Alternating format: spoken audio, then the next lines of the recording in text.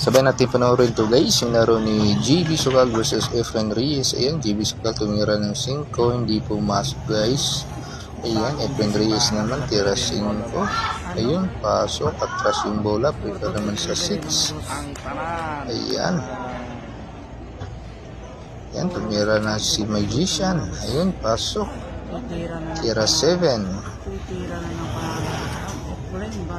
Ayun o, pasok dun sa dulo, prepare naman sa 8. Talagang magaling. Walang kupas mula noon hanggang ngayon.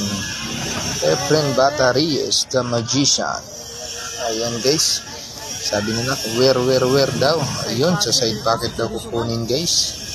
Nag-request si JB Sokal kukunin sa side pocket. Ayan, sinukatan ni Efren Reyes.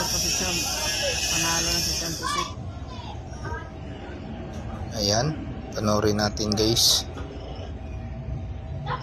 Ayun o, ayun. Yun, pasok sa side pocket. Ayun, panalo si Efren Reyes. Ang galing. Wala pa rin kopas. Ayan. Talaga naman oh. Ayan.